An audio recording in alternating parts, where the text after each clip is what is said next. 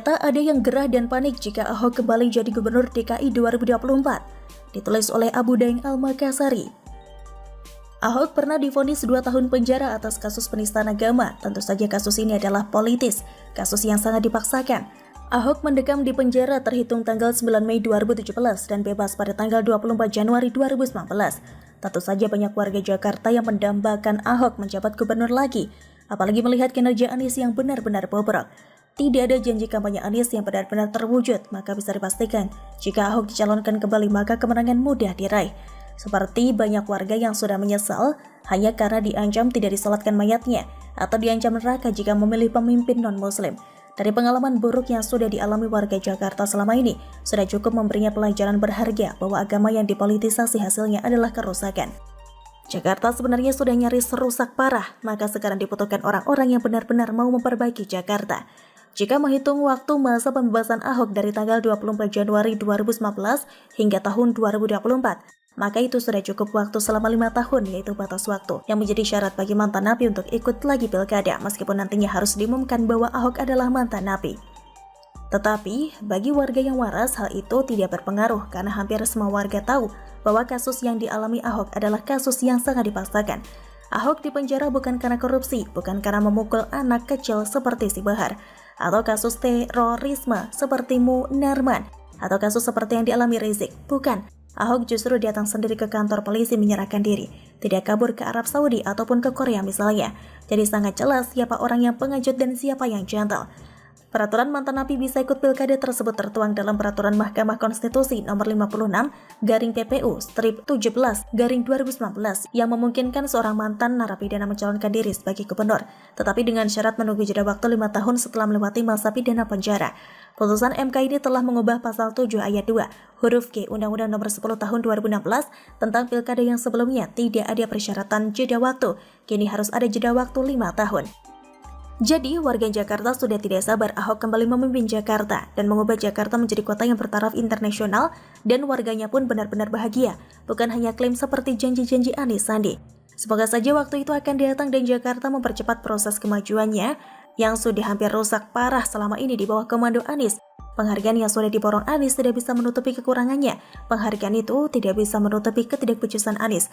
Penghargaan itu hanyalah topeng. Faktanya, Anies tidak bisa bekerja, cuma omong doang. Karena warga melihat dengan jelas lingkungan Jakarta. Warga menyaksikan dan merasakan semua janji-janji Anies Sandi.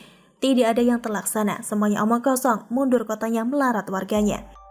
Namun rupanya baru saja dilempar wacana bahwa Ahok berpeluang maju jadi calon gubernur di DKI.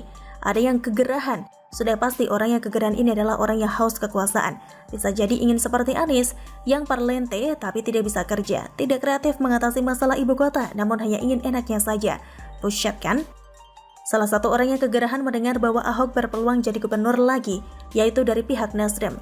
Dan kita tahu siapa yang punya Nasdem dan siapa yang memberikan penghargaan kepada Anies. Penghargaan yang aneh, ibu kota yang sudah hampir rusak parah kok dapat penghargaan, sumber resapan yang tidak karuan penghargaan, bambu yang anfaidah, jelas saja sebuah kemunduran, program kerja dan janji kampanye Anies tidak ada yang kelar. Ini saja sudah bisa menilai bahwa penghargaan itu hanya politis, orang yang tidak kreatif kerja kok dapat penghargaan, predah. Ketua Pemenangan Pemilu Partai Nasdem Wilayah Jakarta Banten, Effendi Koiri, gerah dan tidak ingin Ahok maju lagi dalam pilkada DKI. Ahok belum bicara, orang-orang seperti ini sudah kagetan dan panik. Sudah rahasia umum jika Ahok jadi gubernur DKI, para buhir yang bisnisnya menggurita itu dan basisnya di Jakarta akan terganggu. Akan mengalami guncangan hebat. Ahok datang bagi mereka seperti gempa bumi yang dahsyat. Maka karena itulah mereka harus menghalau Ahok jangan sampai benar-benar menjadi gubernur di DKI. Kata si Effendi ini begini, tapi bagi kami, bagi Nasdem, Ahok selesai. Paling tidak menurut saya lah. Gak perlu lagi memikirkan atau bermimpi lagi jadi gubernur DKI. Itu kan masa, gak boleh kita punya pemikiran itu. Rupanya, Effendi ini ingin mendikte hak orang lain ya. Bahwa siapa yang berhak jadi gubernur adalah keputusan warga, meskipun memang partai berperan mengaturnya. Tapi Nasdem bukanlah satu-satunya partai di negeri ini. Alasan Effendi bahwa kalau Ahok memimpin Jakarta lagi, maka dikhawatirkan akan terjadi kehebohan dan memicu kontroversi. Tentu saja, kalau Ahok jadi gubernur, para koruptor yang akan bikin ribut akan sangat kesal dengan Ahok. Para penikmat anggaran DKI di masanya Anies pasti akan kesal. Karena pesta sudah usai ketika Ahok datang, itulah sebenarnya dimaksud kontroversi. Jadi menghalangi Ahok memimpin DKI, berarti sama saja membiarkan para garong anggaran beraksi sangat leluasa. Dan yang rugi dan sangat menderita pasti warga Jakarta seperti saya ini. Dengan ditangkapnya Rizik dan si Bahar, lalu misalnya Ahok jadi gubernur, saya yakin tidak akan terjadi lagi kegaduhan. Kecuali para bohir itu mencetak lagi orang-orang seperti si Bahar dan Rizik. Tapi semoga warga sudah muak dengan cara-cara berpolitik yang kotor dengan jualan agama.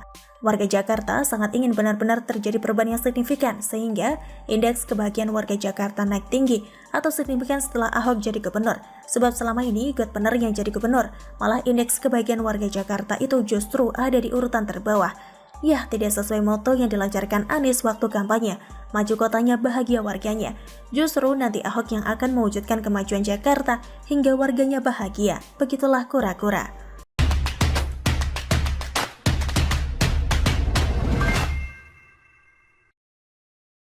Infrastruktur itu juga mempersatukan negara sebesar kita ini dengan 17.000 pulau. Bagaimana konektivitas antar pulau, bagaimana hubungan antara misalnya Provinsi Aceh dengan Provinsi Papua. Inilah yang saya sampaikan bahwa infrastruktur ini juga mempersatukan negara. Gak usah disangkal, infrastruktur era Presiden Jokowi memang berdampak besar kok. Ditulis oleh Widodo SP dari siwar.com. Sejak Joko Widodo menjadi Presiden Republik Indonesia, salah satu yang jelas terlihat diupayakan dengan sekuat tenaga adalah pembangunan infrastruktur. Mulai dari jalan aspal biasa, jalan tol yang menyambungkan Surabaya sampai Jakarta, hingga jalan tol yang dibangun di luar Jawa, bendungan-bendungan, pelabuhan, hingga bandara yang megah di mana-mana. Merujuk pada Kamus Besar Bahasa Indonesia atau KBBI, infrastruktur adalah padanan dari kata prasarana. Menurut Gregory Menkyo 2003 dalam teori ilmu ekonomi, infrastruktur artinya wujud modal publik atau public capital yang terdiri dari jalan umum, jembatan, sistem saluran pembuangan, dan lainnya sebagai investasi yang dilakukan oleh pemerintah. Lantas secara umum arti infrastruktur seringkali dikaitkan struktur fasilitas dasar untuk kepentingan umum. Beberapa contoh infrastruktur dalam bentuk fisik antara lain jalan tol, stadion, jembatan, konstruksi bangunan, jaringan listrik, bendungan, dan sebagainya. Selain itu, arti infrastruktur tidak hanya soal fisik. Apa itu infrastruktur? Bisa berupa fasilitas non-fisik seperti pelayanan publik.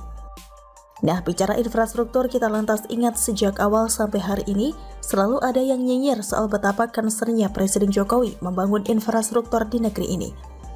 Sebagian orang lagi yang menyebut dirinya pakar, ekonom, atau sekedar pengamat kebijakan publik, menyebut proyek infrastruktur besar-besaran ini sebagai pemborosan.